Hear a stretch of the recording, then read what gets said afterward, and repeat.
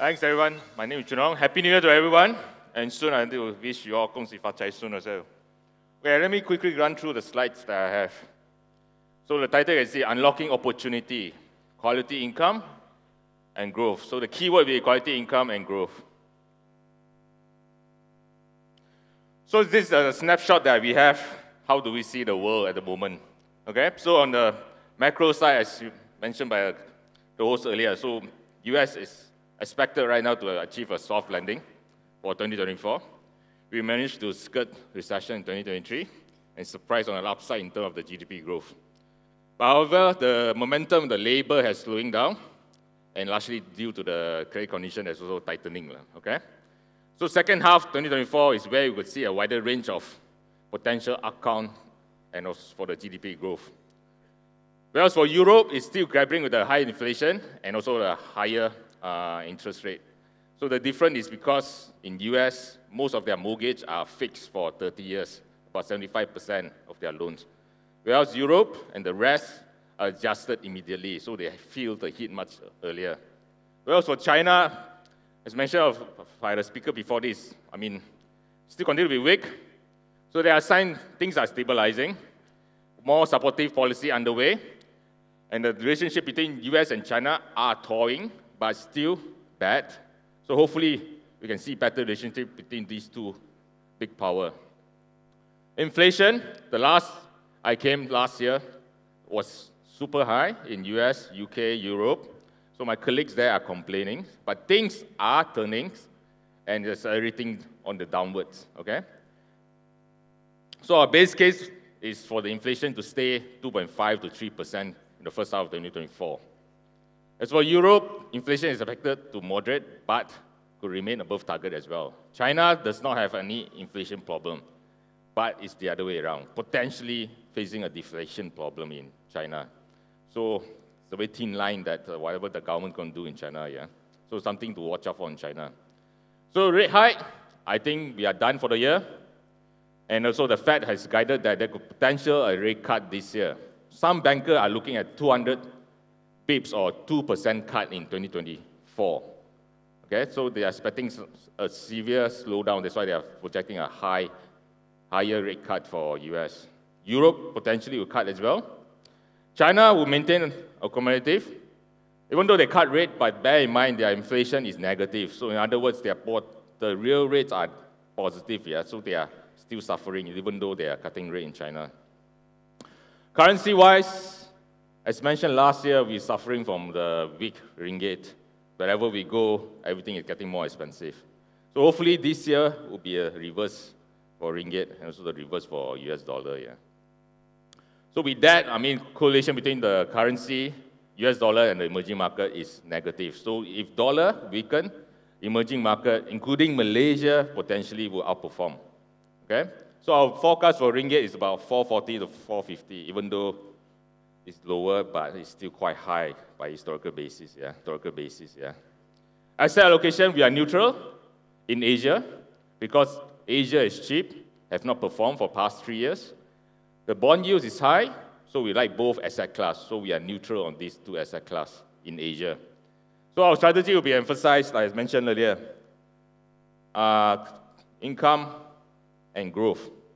So income is through some dividend yield, and ASEAN has high dividend yield, and so the bond yield has reverted to historical higher level.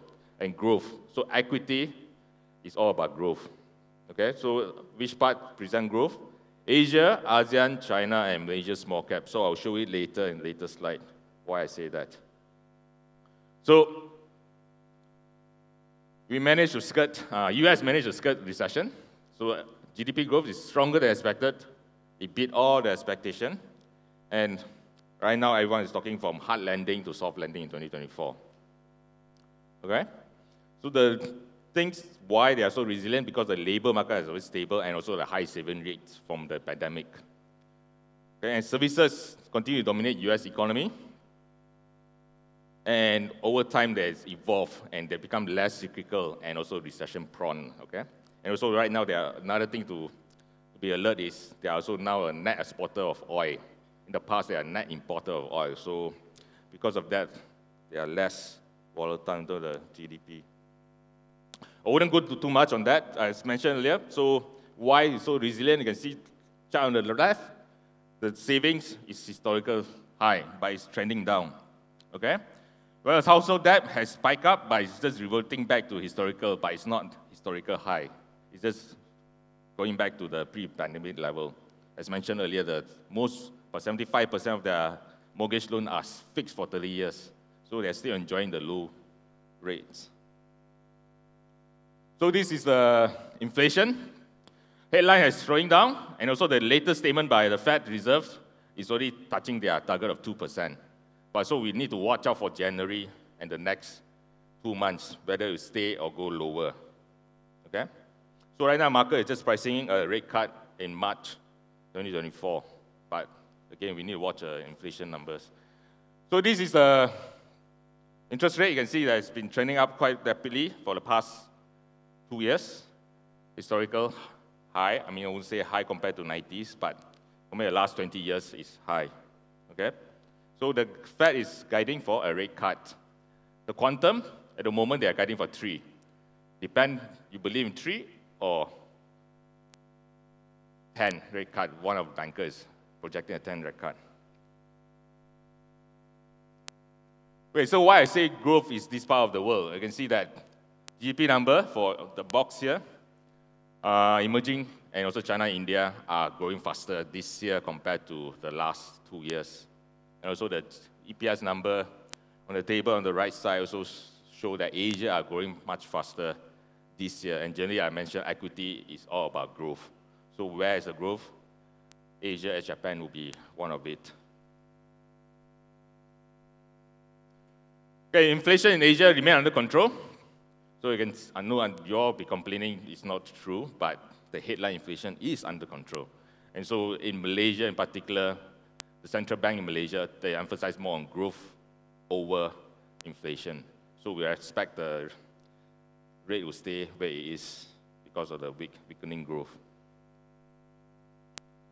So Asia, so we need to look past China right now. So in the past 1 year, investor, including myself, has moving out of China and look for country or market will benefit from the growth from China as well. So India, Indonesia stand out.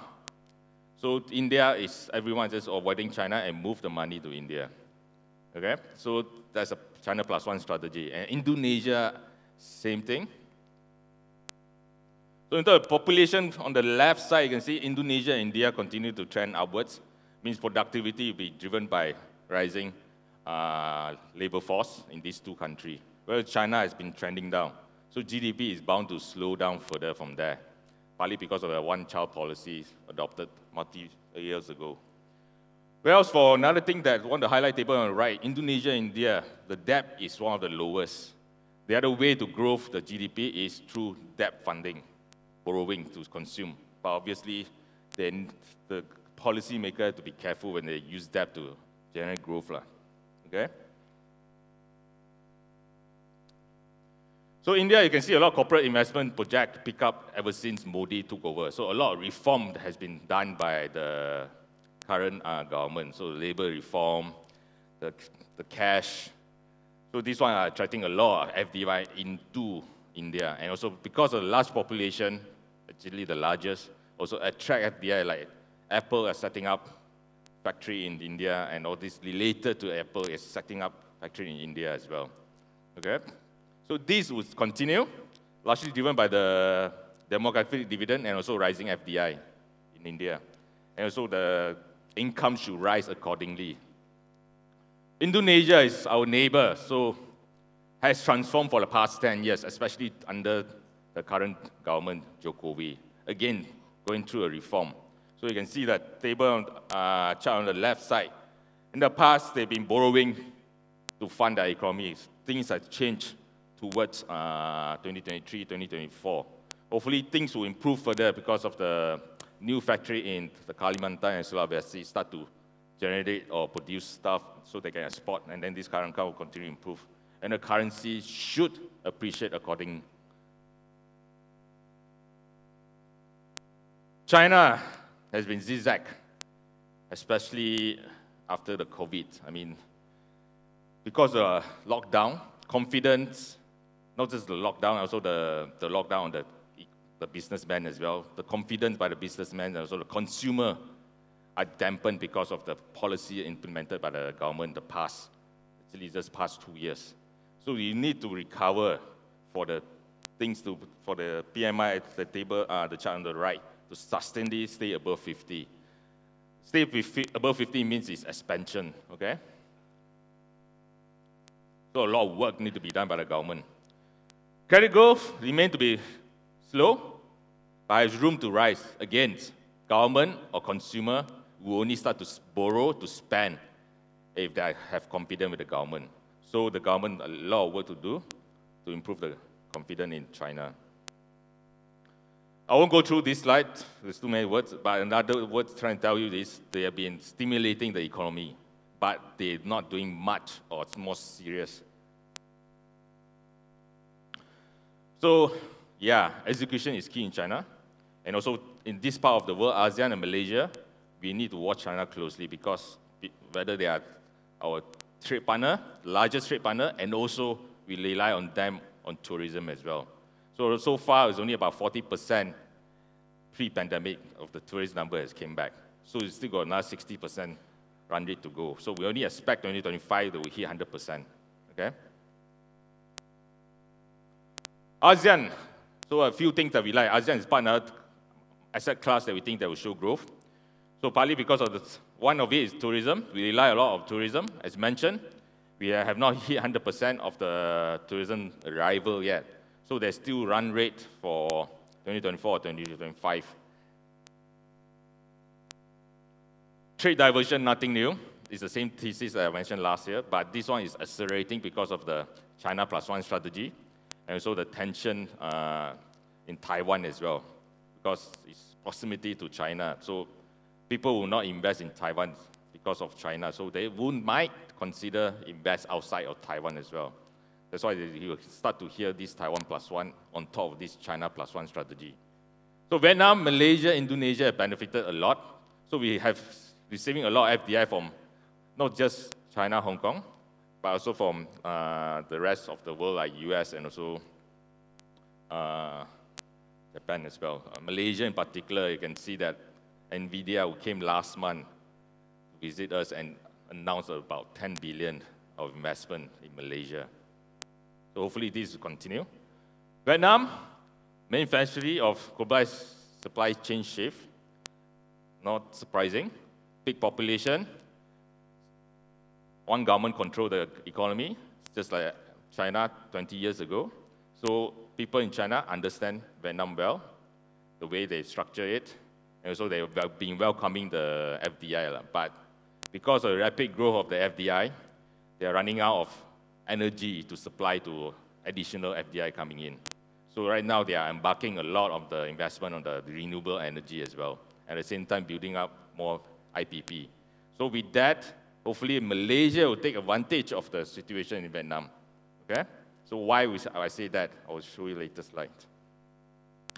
So this is to show the FDI in Vietnam by country. So the largest in the sector will be manufacturing.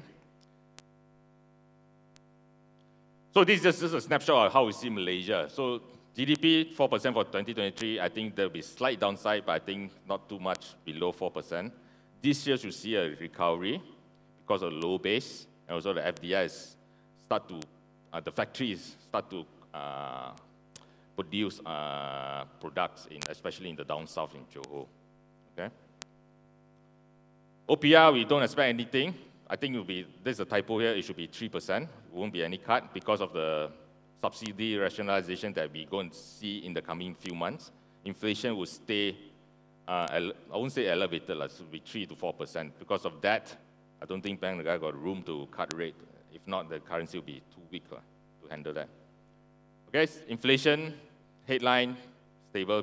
I know you all will say differently, but we follow headlines. FDI has surged to 125 billion in the third quarter of 2023. Hopefully more coming for 2024. And I mentioned earlier, the Vietnam is hitting the full capacity. So Malaysia needs to take advantage of that and attract some FDI over here. But how? I'll tell you later. Okay, so this, nothing much. Fiscal deficit is the one that the government promised they will hit in 2025, 3.5%. So they need to meet that because they don't want to be downgraded by the rating agency. Yeah. But I think they could if they actually execute the subsidy rationalization. So how do we, investment implication, what should we do? Income, quality income. So Malaysia is one of the best performing bond market in 2023. And we think this could be sustained into 2024. Based on the historical performance, if the Bank Negara stay at 3%, the return should be ranging from 4 to 6%, okay, for the full year. And it's stable, as mentioned by the speaker, is you receive it eventually, okay? So we like Malaysia bonds. So I showed this last year. So the bond yield has reverted into a historical, attractive level. So we think there's opportunity to be in the bond market. So something to be proud of. So Principal, part of CMB Group, all the bond fund that we manage, now the bonds that we invested has defaulted. So all our books have been quite cleaned because we are a strong credit team and we focus on the high quality names and invest in those paper. But track record has been more than 20 years, have been outperforming, and 90% have been staying between first and second quartile for the last couple of years. The other one be buying quality growth. As mentioned earlier, Asia is part of the region that will show a stronger growth compared to the developed market. Okay, so which are the regions that we like? India will be one, Indonesia, as mentioned earlier, and Vietnam.